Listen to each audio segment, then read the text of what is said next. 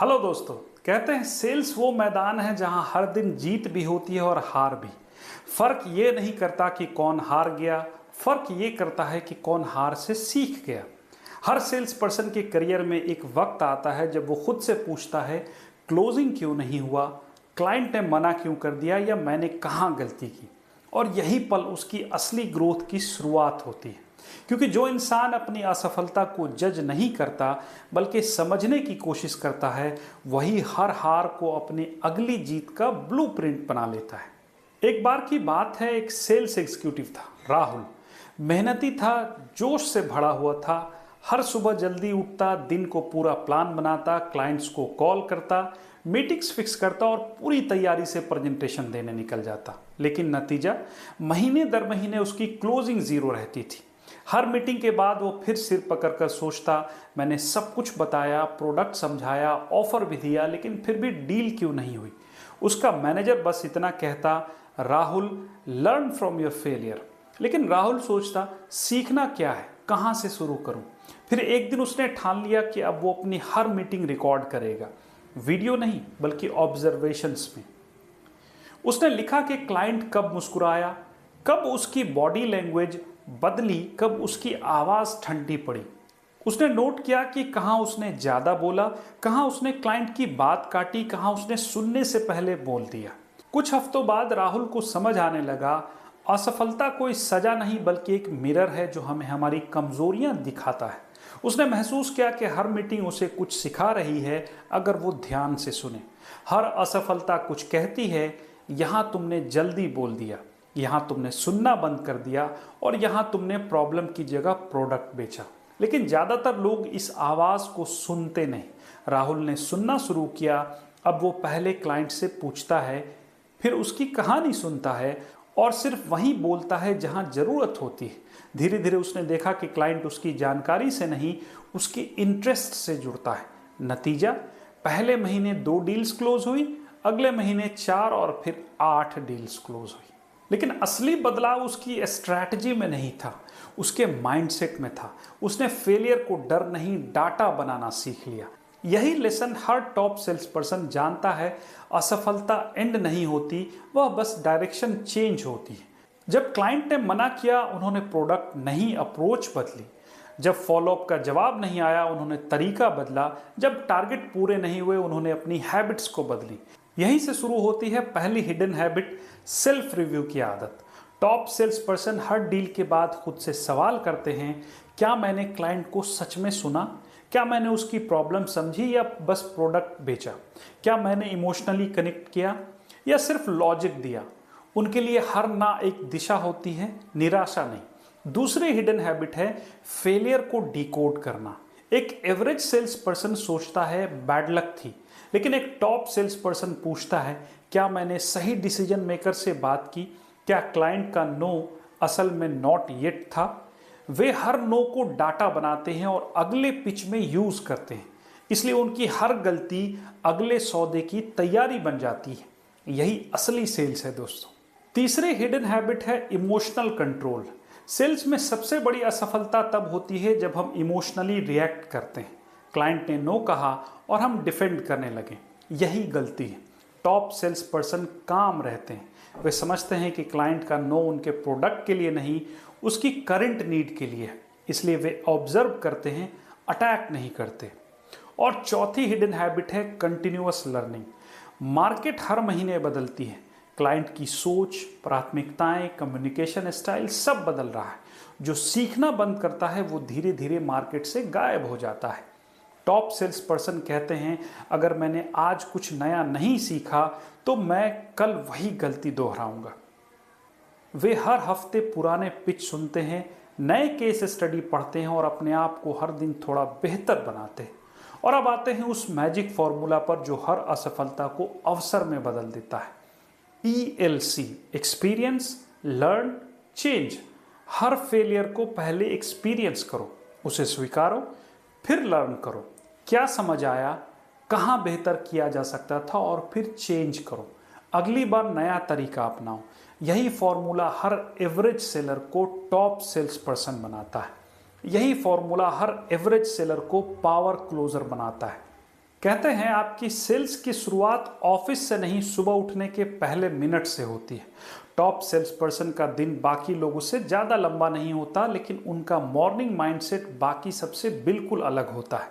जहां एक average sales person सुबह फ़ोन देखकर दिन शुरू करता है, कौन सा क्लाइंट मना कर गया, कौन सा कॉल मिस हो गया, वहीं टॉप सेल्स पर्सन अपनी सुबह खुद से शुरू करता है। आज मैं किसे इंस्पायर कर सकता हूँ, आज मैं किसे सर्व कर सकता हूँ। क्योंकि उनके लिए सेल्स एक ट्रांजैक्शन नहीं बल्कि एक ट्रांसफॉर्मेशन है। हर सुबह वे अपने माइंड को रीसेट करते हैं। सबसे पहले वे 5 मिनट ग्रेटिट्यूड में बिताते हैं, उस क्लाइंट के लिए जिसने हाँ कहा और उस क्लाइंट के लिए भी जिसने ना कहा, क्योंकि ना कहने वाले ही उन्हें ग्रो करते हैं। फिर वो विजुअलाइजेशन करते हैं, अपने आप को कॉन्फिडेंट पोस्चर में मुस्कुराते हुए क्लाइंट की आंखों में देखते हुए इमेजिन करते हैं। न्यूरोसाइंस बताती है कि विजुअलाइजेशन से ब्रेन वही न्यूरल पाथवेज एक्टिवेट करता है जैसे रियल एक्सपीरियंस में होता है। यानी अगर आप सुबह खुद को जीतते हुए विजुअलाइज करते हैं तो आप दिन भर उसी एनर्जी में ऑपरेट करते हैं, और यही एनर्जी डिफरेंस हर डील में दिखता है। अब बात करते हैं दूसरी हिडन हैबिट की, कंसिस्टेंसी की ताकत। हर कोई एक दिन अच्छा परफॉर्म कर सकता है, लेकिन जो हर दिन परफॉर्म करता है वही लेजेंड बनता है। टॉप सेल्स पर्सन कंसिस्टेंसी को बोर्डम नहीं, पावर समझते हैं। वे जानते हैं कि मोटिवेशन से शुरुआत होती है, लेकिन डिसिप्लिन से सफलता बनती है। हर दिन उनके पास एक क्लियर रूटीन होता है, कितने फॉलोअप्स करने हैं, कितने कॉल्स करने हैं, कितने नए प्रोस्पेक्ट्स को कनेक्ट करने हैं। वे अपने सक्सेस को चांस पर नहीं छोड़ते, वे उसे कैलकुलेट करते हैं। एक बात याद रखिए, कंसिस्टेंसी बीट्स इंटेंसिटी। कई बार हम इंस्पायर्ड होकर 2 दिन बहुत मेहनत करते हैं, फिर थक कर 3 दिन रुक जाते हैं। टॉप सेल्स पर्सन इसके उलट करते हैं। वे हर दिन थोड़ा थोड़ा करते हैं, लेकिन कभी रुकते नहीं। वे जानते हैं कि मार्केट उन्हें भूल जाएगी अगर वे 1 हफ्ते साइलेंट रहे। कंसिस्टेंसी उनके लिए केवल एक्शन नहीं, आइडेंटिटी है। अब आती है अगली हैबिट, रिजेक्शन रिफ्रेमिंग। हर सेल्स पर्सन रिजेक्शन से डरता है, लेकिन टॉप सेल्स पर्सन रिजेक्शन को रीडिफाइन करते हैं। उनके लिए रिजेक्शन मतलब not now, not you, not like this. Client ने मना किया तो वे सोचते हैं, क्या टाइम सही नहीं था, क्या मैं गलत डिसीजन मेकर तक पहुंचा, क्या मेरा वैल्यू प्रपोजिशन सही तरह से समझा नहीं गया। वे हर ना को अपने पिच को रिफाइन करने का सिग्नल मानते हैं, इंसल्ट नहीं।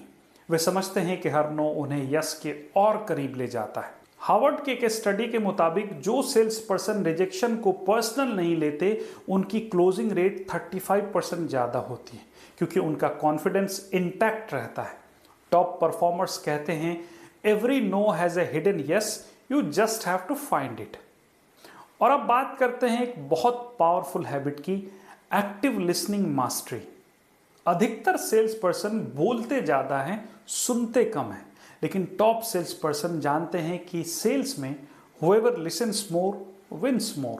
ये क्लाइंट के वर्ड से ज़्यादा उसके इमोशंस को सुनते हैं। अगर क्लाइंट कहे आई नीड टू थिंक, तो वे समझते हैं कि वो हेजिटेशन नहीं, कन्फ्यूज़न है, और कन्फ्यूज़न क्लैरिटी मांगता है, प्रेशर नहीं। वे बीच में इंटरप्ट नहीं करते, बल्कि साइलेंस को टूल की तरह यूज़ करते हैं, क्योंकि साइलेंस में ही क्लाइंट अपनी असली ज़रूरतें बताता है। लिसनिंग सिर्फ ईयर्स का नहीं, एम्पैथी का स्किल है।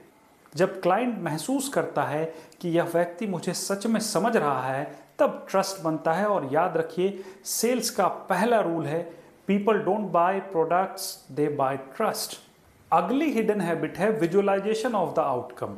हर टॉप सेल्स पर्सन अपने दिन के अंत में इमेजिन करता है कि उसने क्लाइंट को वैल्यू दी, उसे जेन्युइनली हेल्प किया।